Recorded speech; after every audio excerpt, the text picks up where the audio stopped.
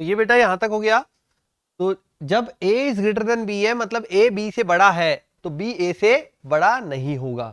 ठीक है। हाँ एक चीज और, ये जो वीडियो है आपका पिछला जो भाग है वो टेक्निकल प्रॉब्लम की वजह से वीडियो छोटा बन पाया था और कट हो गया था। ठीक है। तो वहां से जब आप कंटिन्यू देखेंगे तो यहाँ वो फर्स्ट पार्ट है और ये सेकंड पार्ट है। ठीक है। तो वहीं से कंटिन्यू चालू किया है, कुछ भी बीच में चेंज नहीं किया है। ओके बेटा। तो ये सम्मितता हमने चेक कर ली, सम्मितता नहीं होगी, सम्मितता नहीं होगी। अब आते हैं संक्रामक पे।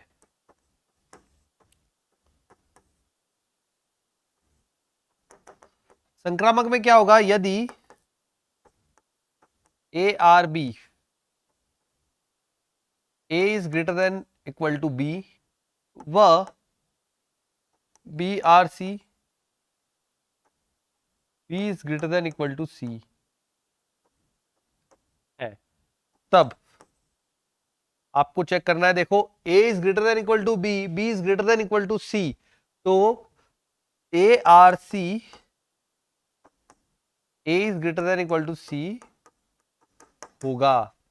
अतः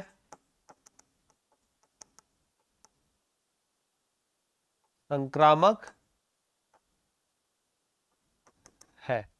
ठीक है। तो समुच्चय जो है अपना, वो संबंध जो है वो क्या क्या है, स्वतुल्य है, सम्मित नहीं है और संक्रामक है। तो इस प्रकार से क्वेश्चन होता है अपना कंप्लीट। और यहां अपन ने ये देख लिया कि स्वतुल्यता, संक्रामकता और सम्मितता में कौन कौन सी चीजें हैं और कौन कौन सी चीजें नहीं है। चलिए फिर चलते हैं आगे इसके नेक्स्ट पार्ट पे। तो अगला क्वेश्चन जो है वो है इसी का अथवा वाला भाग। बोला है 2x प्लस 3 जो फलन दिया हुआ है वो r से r पर है, सिद्ध कीजिए कि f व्युत्क्रमणीय है, f का प्रतिलोम फलन भी ज्ञात कीजिए। ठीक है। तो सबसे पहले अपन चेक करते हैं कि व्युत्क्रमणीय है कि नहीं है। प्रश्न है r से r में 2x प्लस 3, क्वेश्चन नंबर 11 ही है। और वाला पार्ट है 2x प्लस 3 r से r में, चेक करते हैं। यदि f ऑफ x1 बराबर f ऑफ x2 हो तो 2x1 प्लस 3 बराबर 2x2 प्लस 3, तो x1 बराबर x2, अतः एकेकी है। ठीक है। एकेकी फलन तो हो गया। अब आगे देखें आच्छादक फलन है कि नहीं है। अब यहां पे y बराबर 2x प्लस 3, तो x बराबर y minus 3/2, f of x बराबर 2 x y माइनस 3/2 प्लस 3, 2 से 2 कैंसिल हो गया, या आ गया y, तो f ऑफ x बराबर y, अतः आच्छादक फलन है। अगर एक एक ही है आच्छादक है, इसका इस मतलब इसका व्युत्क्रम अवेलेबल है, और इसका व्युत्क्रम कितना आएगा, y बराबर 2x प्लस 3, तो x बराबर y माइनस 3/2, यह आएगा इसका व्युत्क्रम, जिसे अपन बोलेंगे x बराबर f इनवर्स ऑफ, ठीक है, y is equal to y minus 3/2। तो ये आ गया व्युत्क्रम f inverse of y is equal to y minus 3/2। और क्या बोल सकते हो, f इनवर्स ऑफ x बराबर x माइनस 3। लिखने का तरीका इस रूप में लिखो, इस रूप में लिखो, दोनों एक ही बात है, किसी भी रूप में आप लिख के आंसर दे सकते हैं। तो ये होता है अपना 11वां प्रश्न कंप्लीट। ठीक है।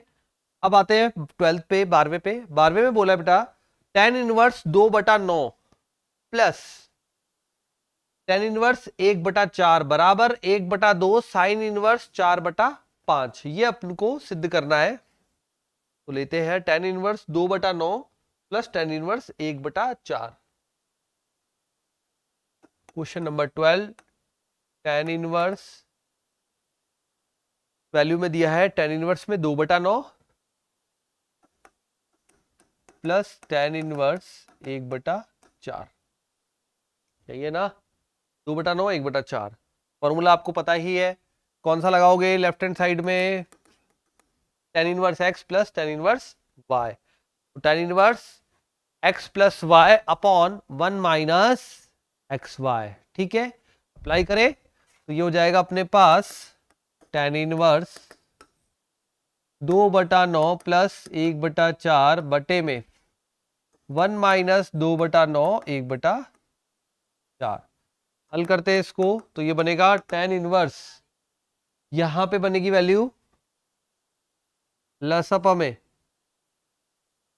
ये आ जाएगा 36, ठीक है। अंश में आ गया 36, तो ऊपर बनेगा 4 दूनी 8 प्लस 9 बटे में ये हो जाएगा 36 माइनस 2 बटे में 36। 36 से 36 कैंसिल और कितना बच गया, tan इनवर्स 17/34, ये हो गया 17/34, मतलब अपने पास वैल्यू आ गई tan इनवर्स में 1/2। तो tan इनवर्स में 1/2 आ चुका है। अब अपन को tan इनवर्स 1/2 को अपना जो राइट हैंड साइड है उस रूप में बदलना है, क्योंकि लेफ्ट हैंड साइड पे तो ये tan इनवर्स में था, बट राइट हैंड साइड पे देखो वैल्यू जो दे रखी है वो दे रखी है 1/2 साइन इनवर्स 4/5 के रूप पे। अब इसको बदलने के लिए अपन क्या यूज करें, अब इसको बदलने के लिए अपन करते हैं आगे वैल्यू पुट करते हैं ना, तो यहां पे हो जाएगा तो यहां पे बेटा अब लग जाएगा formula 1/2 sine inverse 2x upon, ठीक है। अब ये वैल्यू कितनी है, यहाँ पे 1/2 है, तो यहां हो जाएगा 2x upon 1 plus x square. जब इसे सॉल्व करेंगे तो आएगा 1/2 साइन इनवर्स 1/5/4। तो इसे लिख सकते हैं अपन 1/2 साइन इनवर्स 4/5, जो कि अपना RHS पार्ट है, हेंस प्रूव, ठीक है। तो फॉर्मूले से अपन ने इसको सॉल्व कर लिया इजिली और आंसर आया 1/2 साइन इनवर्स 4/5। यही हमसे सिद्ध करवाया था, 1/2 साइन इनवर्स 4/5। समीकरण दी हुई है अगले क्वेश्चन में 2 tan इनवर्स साइन एक्स बराबर tan इनवर्स 2 sec x। तो देखो ये तो बन जाएगा 2 tan इनवर्स x वाला फॉर्मूला, 2 tan इनवर्स x, ठीक है। और इधर बन जाएगा अपने पास tan इनवर्स 2x, ठीक है। तो रखते हैं अपन और देखते हैं क्या मान बनता है। तो ये ले लेते हैं value 2 tan inverse sine x,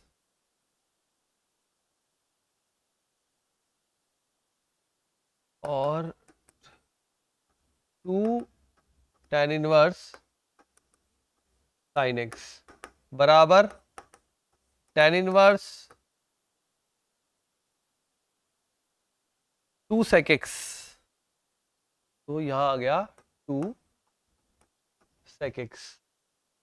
अब यहां पे जब फॉर्मूला लगाएंगे 2 tan इनवर्स x, तो tan inverse 2x upon 1 minus x square, पता है ना, 2 tan इनवर्स x बराबर tan inverse 2x upon 1 minus x square. ये फॉर्मूला यहां पे अप्लाई करते हैं तो ये बन जाएगा tan inverse 2 sine x upon 1 minus sine square x. tan inverse इधर बन जाएगा 2 अपॉन कॉस एक्स, ठीक है। दोनों तरफ tan इनवर्स है, तुलना करने पर tan इनवर्स हट जाएगा, तो इधर क्या मान आएगा, इधर आएगा 2 साइन एक्स अपॉन में कॉस स्क्वायर एक्स बराबर 2 कॉस एक्स, 2 से 2 कैंसिल, कॉस से एक कॉस कैंसिल, तो ये आ गया tan x बराबर 1, तो x बराबर π/4, क्योंकि tan में π/4 या 45 डिग्री पर इसका मान 1 होता है। क्वेश्चन नंबर 13, क्वेश्चन नंबर 13 में बोला है हमें आव्यूह को एक सममित तथा एक विषम सममित आव्यूह के योगफल के रूप में व्यक्त कीजिए। प्रश्न नंबर 13, तो क्या होता है a बराबर 1/2 a प्लस a का transpose plus 1/2 a minus a का ट्रांसपोज, ये होता है सममित आव्यूह और ये होता है विषम सममित आव्यूह, है ना। दोनों के योग के रूप में व्यक्त करना है। a अपन को दिया हुआ है तो a का ट्रांसपोज निकाल लेते हैं या a डैश निकाल लेते हैं, परिवर्त बोलते हैं हिंदी में, मतलब रो और कॉलम को आपस में बदल देना। तो ये हो जाएगा 2 - 4 - 2, 2 - 4 - 2, -1 4 3, 1 - 3 2, ये हो गया a डैश। अब अपन को लिखना है तो a बराबर 1/2 a प्लस a का ट्रांसपोज, ठीक है।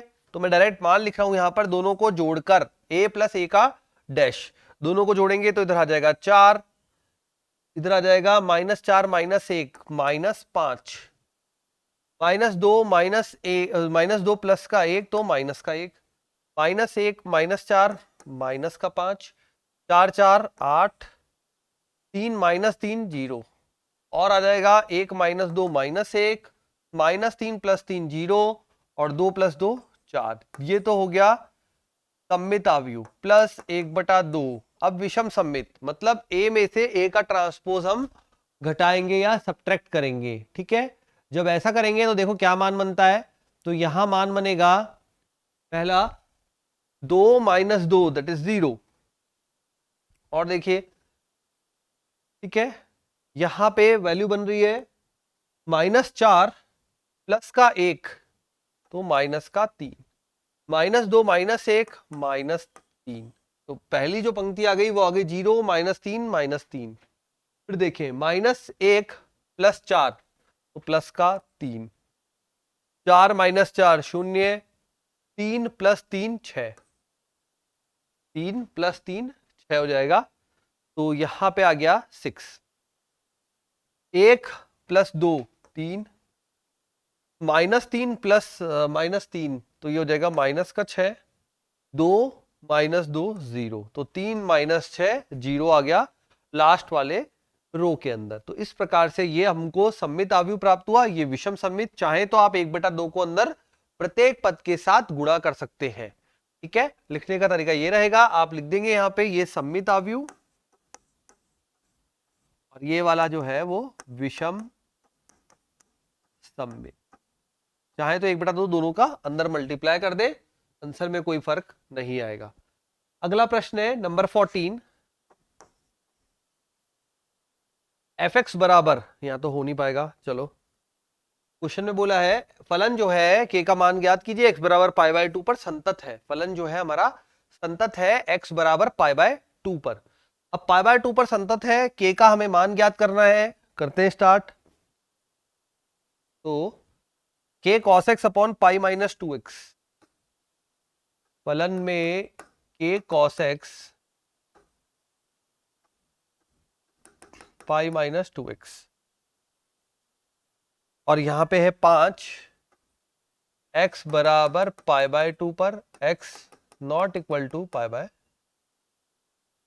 अब देखिए यहां पे x बराबर π/2 पर संतत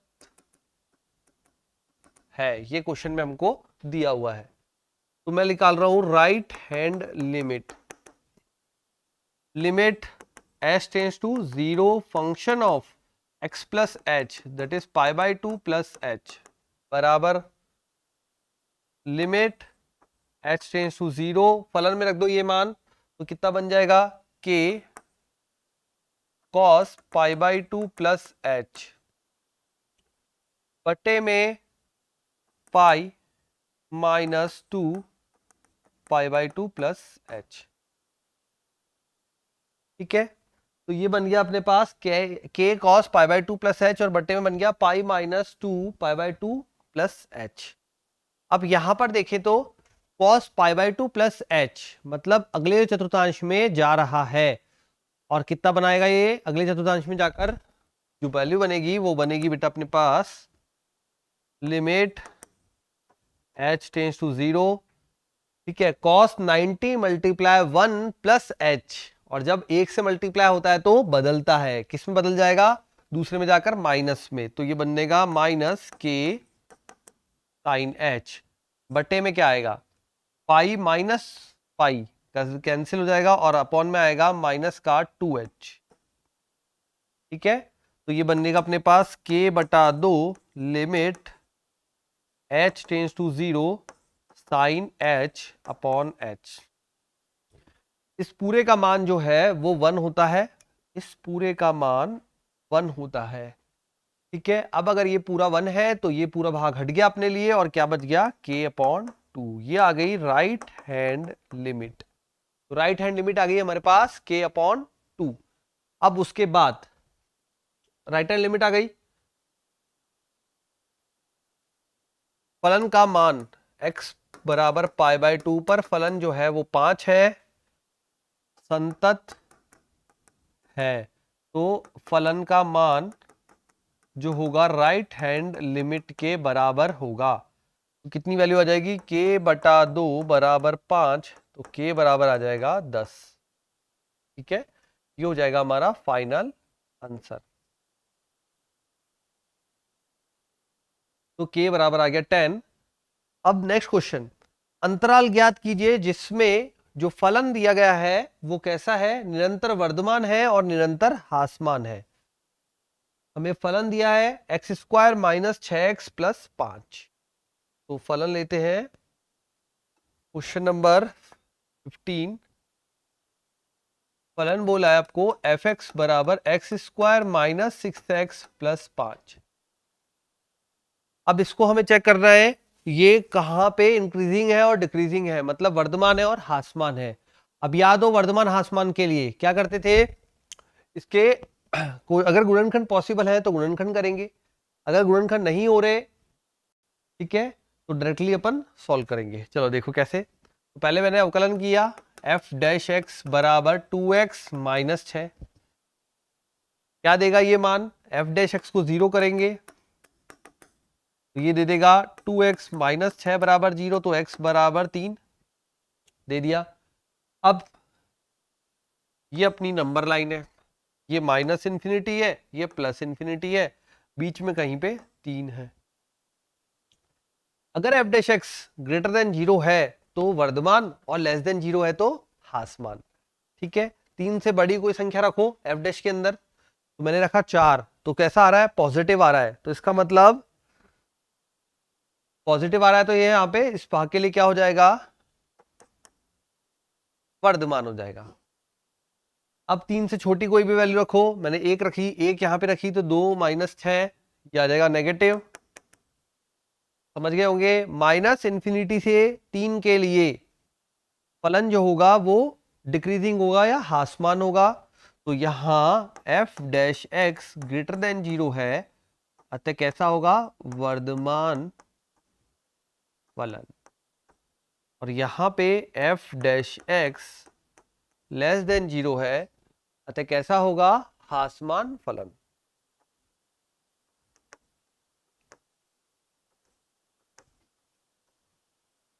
ये लिमिट, ये जो बनेगा अंतराल बनेगा अपना 3 से अनंत के लिए, और ये बनेगा माइनस इन्फिनिटी से 3 के लिए, ठीक है। वर्धमान ह्रासमान फलन का आपको अंतराल ज्ञात करना था, अंतराल ज्ञात कर दिया दोनों भाग का। अगला क्वेश्चन है वक्र के बिंदु पर स्पर्श रेखा का समीकरण ज्ञात कीजिए। इंपॉर्टेंट क्वेश्चन है, जब ये पढ़ाया था तब भी बोला था इंपॉर्टेंट है, ऑलरेडी पढ़ाया हुआ है आपको। जो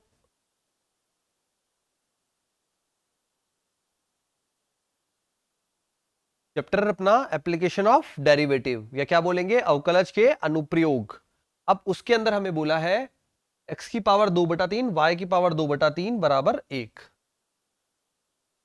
x power 2/3 plus y power 2/3 बराबर 1। बिंदु आपको दिया है 1,1। तो अवकलन करने पर समीकरण निकालनी है ना, हमें स्पर्श रेखा की बोला है, स्पर्श रेखा की समीकरण निकालनी है। तो पहले m निकालना पड़ेगा। m होता है dy/dx। तो पहले अवकलन करेंगे, पावर आगे एक कम, 2/3 माइनस 1 प्लस 2/3 माइनस 1 dy/dx बराबर 0। अब dy/dx का वैल्यू निकालेंगे, पहले मान निकाल लें। 2/3 को कॉमन लिया, राइट साइड में भेजा, खत्म हो गया। तो x की पावर -1/3 प्लस y की पावर -1/3 dy/dx बराबर 0। तो dy/dx बराबर माइनस x जाएगा, तो ये हो गया x/y होल पावर -1/3। तो और क्या लिख सकते हैं, इसको अपन लिख सकते हैं -y/x पावर 1/3। बिंदु 1,1 पर, तो बिंदु 1,1 पर dy/dx बराबर m बराबर -1। अतः समीकरण क्या बनेगी, अतः स्पर्श रेखा की समीकरण y-1 बराबर -1x -1 हो गया अपना। जो अपन को समीकरण निकालनी थी अपन ने फाइंड आउट कर दी। तो कितनी आ रही है समीकरण, इस हिसाब से समीकरण आएगी अपने पास x + y -2 = 0। लिख दीजिए x + y -2 बराबर 0। तो बहुत इजी सा था। हमसे यहाँ पे स्पर्श रेखा का पूछा था। अगर आपसे अभिलंब का पूछता तो यहां ध्यान रखेंगे, जो dy/dx का मान निकाला है उसके बाद आपको प्रवणता -1/m करके निकालनी पड़ेगी। -1/m अगर अभिलंब के लिए पूछा होता तो। स्पर्श रेखा के लिए पूछा है इसलिए m डायरेक्टली यूज कर लिया। ठीक है, तो इस बात का ध्यान रखें। चले आगे, क्वेश्चन नंबर 16। ये है अपना क्वेश्चन नंबर 16। 3 हो ही चुका है, तो 16 ये है। ठीक है, अब देखें क्वेश्चन नंबर 16 में क्या बोल रहा है। बोला है यहाँ पे, एक वृत्त की त्रिज्या समान रूप से 5 सेंटीमीटर पर सेकंड की दर से बढ़ रही है। तो वृत्त की त्रिज्या बढ़ रही है, वृत्त की त्रिज्या dr/dt 5 सेंटीमीटर पर सेकंड।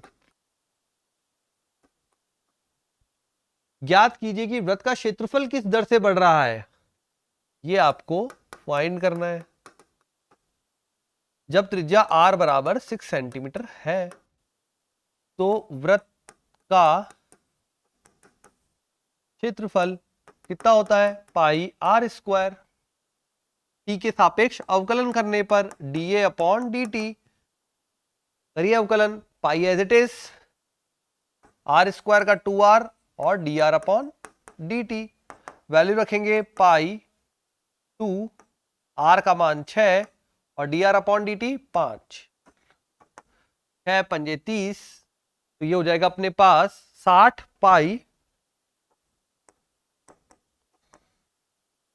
है ना, 5 × 10 60 पाई। क्षेत्रफल का है तो सेंटीमीटर स्क्वायर पर सेकंड।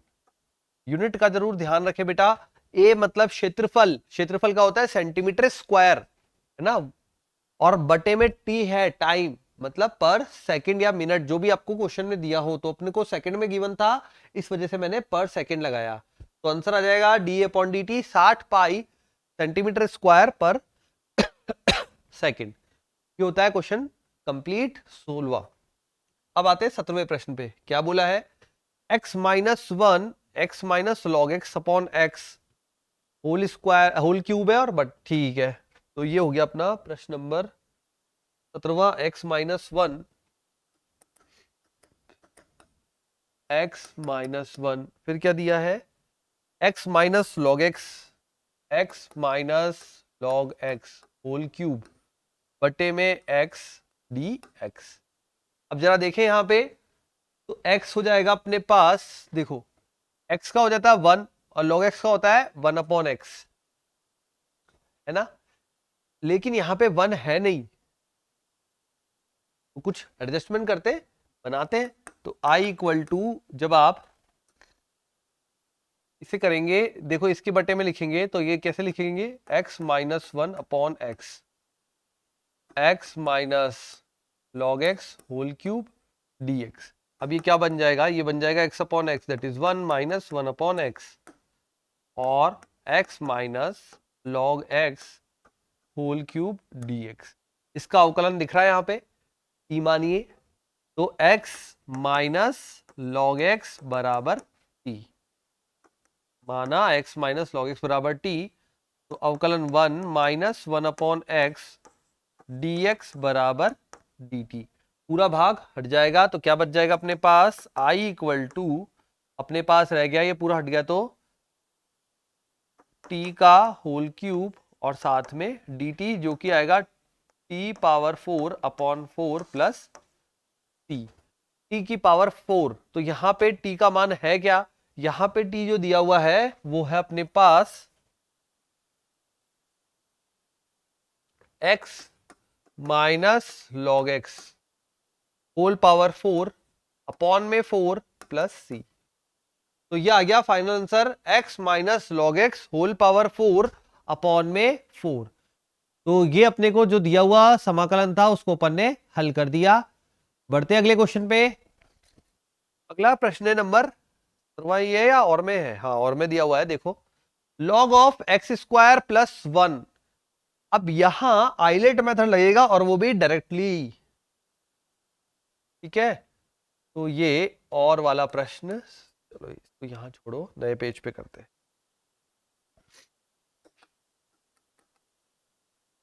क्या बोला है भाई, बोला है log x square plus one d x, x square plus one d x. Log का अकेले का कोई समाकलन नहीं होता जब तक कि वन को गुणा में नहीं माना जाए। तो हमने यहां ले लिया i equal to one multiply में log x square plus one d x, first और ये second. First as it is, दूसरे का समाकलन देन माइनस, पहले का अवकलन one upon one plus x square साथ में 2x, दूसरे वाले का समाकलन dx प्लस सी। ये अपना आइलेट का जनरल प्रोसीजर रहता है, वही मैंने फॉलो किया है बेटा यहां पर। अब यहां देखिए 2x स्क्वायर ना, तो ये बन जाएगा अपने पास 2x स्क्वायर अपॉन में एक्स स्क्वायर प्लस वन। अब यहां अपन इसको थोड़ा सा बदलते हैं, तो x मल्टीप्लाई में log of x square plus one, ठीक है, माइनस टू बाहर लेके आए, एक्स स्क्वायर अपॉन में one plus x square d x. अब अगर नीचे वाले के जैसा सेम बनाना है ऊपर, तो एक जोड़ेंगे और घटाएंगे, ठीक है। और ये ध्यान रखें माइनस टू बाहर लगा हुआ है, तो मैंने प्लस वन किया, यहाँ पे ये बदल देता हूं, ये देखो यहाँ प्लस वन किया और माइनस वन किया अपनी तरफ से, समझ में आ गया। प्लस वन और माइनस वन किया अपनी तरफ से समाकलन को सॉल्व करने के लिए। तो ये बन गया अपने पास x log x square plus one minus to x square plus one upon x square plus one, that is one d x minus two. अब ये माइनस टू ये प्लस का टू बना देगा, ऊपर रह जाएगा। देखो ये माइनस टू पहले यहां ये एक भाग हुआ, इससे गुणा हुआ तो ये एक बन गया, ठीक है। अब ये माइनस टू वहां गुणा होगा तो minus two minus one that is plus two, इस बात का ध्यान रखना है बेटा।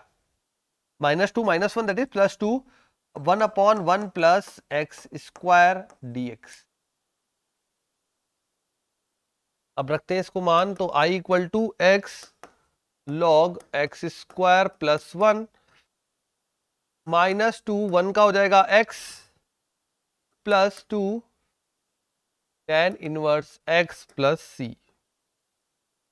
तो ये हो गया अपना फाइनल सॉल्यूशन जो कि आया x,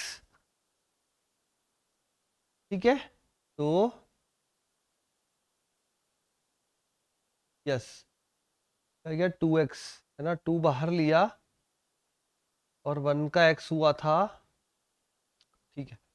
तो यह आ गया x log में x square plus 1 minus 2 x minus 10x, x log में x square plus 1 minus 2 common ले लो चाहो तो x minus 10 inverse x plus C, ये आपका फाइनल आंसर कहलाएगा क्वेश्चन नंबर 17 का। तो ये हो गया यहाँ पे कंप्लीट क्वेश्चन नंबर 17 का और वाला पार्ट। नंबर 18 अपना फेवरेट पूर्ण वर्ग विधि, ठीक है। जिसको भी याद नहीं है अच्छे से तैयार कर ले, पूर्ण वर्ग विधि। तो अब क्वेश्चन नंबर 18 में अपने को बोला है 1/3x square plus 6x plus 2। यहां पे जब मान रखेंगे तो क्या रखोगे, यहां देखो x का गुणांक जो है वो एक्स स्क्वायर गुणांक आ रहा है 3। अब जब 3 गुणांक आ रहा है तो आपको इस बात का ध्यान रखना पड़ेगा कि 3 पहले कॉमन लिया जाए, ठीक है। तो पहले 3 को हटाना है, उसके बाद उसका पूर्ण वर्ग बनाना है, जो कि मेरा बहुत ही फेवरेट क्वेश्चन है। आपको पता ही है, बार बार मैंने बताया कि पूर्ण वर्ग विधि पे बेटा प्रश्न आता ही आता है, तो आपको उसको अच्छे से जरूर प्रिपेयर करना है, ठीक है। चलिए, तो किस प्रकार से अब इसको हल करेंगे वो करते हैं अपन अगले स्टेप पे। तो जल्दी से शुरू करिए क्वेश्चन को सॉल्व करना। मैं भी यहां पे कर रहा हूं, आप भी स्टार्ट कीजिए। देखिए कौन पहले कर पाता है, अपने स्टूडेंट या सर। हेलो, तो क्वेश्चन है 1/3x square plus 6x plus 2। Question number 18 i equal to 1/3x square plus 6x plus 2 dx, ठीक है। ये अपना प्रश्न है। अब देखिए इसमें क्या वैल्यू पुट करनी है अपन को। तो सबसे पहले मैं कॉमन निकालूंगा, बता ही दिया आपको, एक्स स्क्वायर का गुणांक हमेशा पहले कॉमन लिया जाएगा, ठीक है। उसको हमेशा 1 रखना है हमें। तो यहां पे 3 आ रहा है, तो पहले मैंने 3 को कॉमन निकाला, तो 1/3 और यहां बच गया एक्स स्क्वायर प्लस 3 गया तो 2x प्लस 2/3 dx। पूर्ण वर्ग विधि, एक्स के गुणांक का आधा का वर्ग जोड़ेंगे और घटाएंगे, उसी से पूर्ण वर्ग बनेगा। ठीक है, तो करें ये चीज, मैं बताता हूं आगे।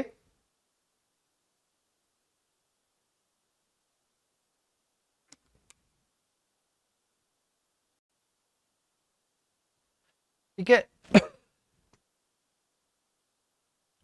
तो ये हो गया i equal to 1/3 1/x square plus 2x plus 2/3।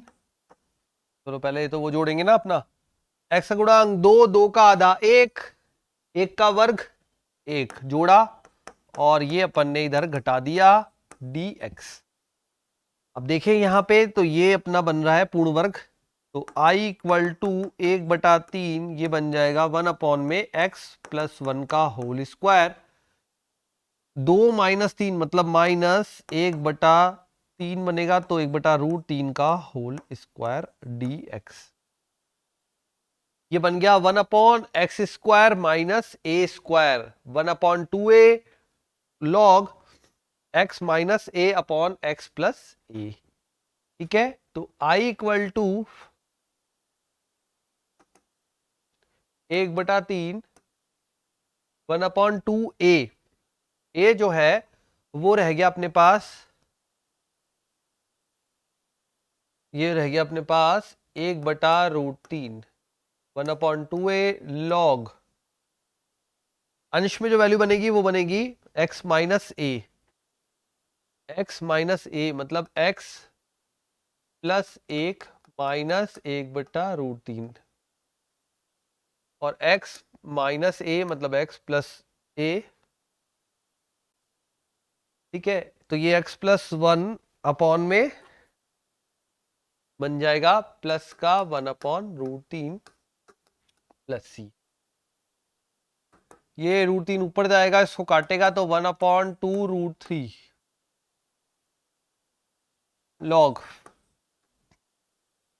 ठीक है। ये आ जाएगा √3x प्लस √3 माइनस 1 बटे में √3x plus √3 plus 1 plus c। तो ये बन गया अपना फाइनल सॉल्यूशन 1/2√3 लॉग में √3x प्लस √3 -1 बटे में √3x प्लस √3 प्लस 1। तो इस तरह से क्वेश्चन नंबर 18 यहाँ पे हुआ कंप्लीट। इसके बाद के जो और क्वेश्चन है वो करेंगे अपन अगली क्लास में। यहां तक अपन ने कंप्लीट कर लिया बेटा। पेपर था 2016 का, 2016 का, ठीक है। तो यहां कोई क्वेश्चन अपन ने मिस तो नहीं किया? चलिए, यहां तो मिस नहीं किया। उसके अलावा अब जो भी क्वेश्चन मैं यहाँ पे छोड़ता हूं, समझा के छोड़ता हूं या कंप्लीट करा के नहीं देता, तो बेटा वो आपको करने हैं। एक बात ध्यान रखें, आप एक कॉपी बनाएं जिसमें आप पेपर्स की सॉल्यूशन तैयार करें, जितने भी पेपर आपको यहाँ पे सॉल्व कराए जा रहे हैं आरबीएससी बोर्ड के। उससे क्या होगा, उससे आपका एक पूरा पेपर का जो समरी है ना वो तैयार हो जाएगी पूरे 10 साल की, 5 साल की, ठीक है। लगभग 5-7 पेपर मैंने करा दिए और चलेंगे। जितने पेपर मेरे पास अवेलेबल हो जाते हैं मैं सारे पेपर सॉल्व करा दूंगा, ठीक है। तो आप बस तैयार रहिए अपनी कॉपी पेन के साथ और नोट डाउन करते रहिए और बने रहिए, ठीक है। दूसरी चीज ये, जो भी बच्चे बोर्ड के एग्जाम देने से पहले चीजें भूल जाते हैं वो पहले से अपना ज्योमेट्री बॉक्स तैयार कर ले, ठीक है। ये बहुत बार देखा गया है एग्जाम्स के अंदर बच्चे अपने ज्योमेट्री बॉक्स में प्रॉपर सामान लेकर नहीं जाते। तो मैथ्स के स्टूडेंट हो, कुछ भी चीज आपको भूलनी नहीं है। यहाँ पे देखो मैथ्स में तो आपको ग्राफ भी बनाना पड़ेगा, तो स्केल भी चाहिए होगी, पेंसिल भी चाहिए होगी। डायग्राम हमेशा पेंसिल से बनाने हैं, तो इसलिए पेंसिल, रबर, ये सारी चीजें अपनी पहले से ही ज्योमेट्री बॉक्स में जमा लेना। एक चीज और बतानी थी आपको, वो ये था कि जो अपना कॉपी के अंदर जब आप सॉल्यूशन लिखें तो पहले तो क्वेश्चन नंबर तो जो पेपर में दिया है वही डालेंगे, इस बात को तो आपको पता ही है।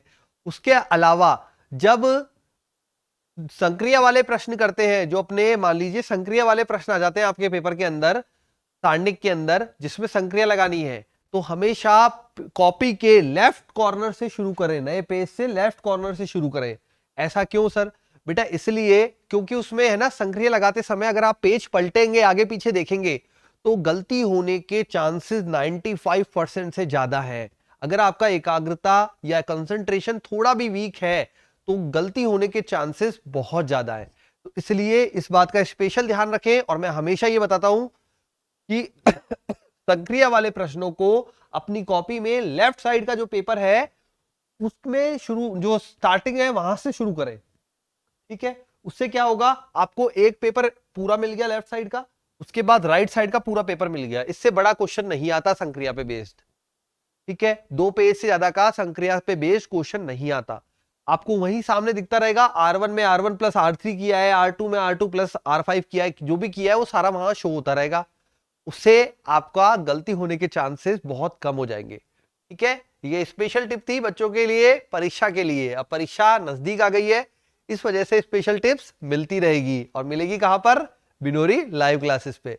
बने रहना है, जुड़े रहना है, और ज्यादा से ज्यादा लाइक करें, शेयर करें अपने फ्रेंड्स के साथ, और कमेंट करके बताइए आपको क्लासेस कैसी लग रही है, मजा आ रहा है कि नहीं आ रहा है। और हाँ, जो भी प्रॉब्लम आती है वो मुझे कमेंट बॉक्स में लिख के भेज सकते हैं, इस पेपर की, इस क्वेश्चन नंबर की, या फिर अगर आपकी बुक के एनसीईआरटी के कोई क्वेश्चन आपको डाउट में आ रहे हैं तो बेटा आप वहां पे प्रश्नावली, पेज नंबर और क्वेश्चन नंबर लिख के मुझे कमेंट कर दीजिए। मैं जल्दी ही सारे वीडियोस एक साथ, जब क्वेश्चंस आ जाएंगे मेरे पास तो मैं वीडियोस बना दूंगा, ठीक है। तो मिलते हैं अगली क्लास में, बाय बाय।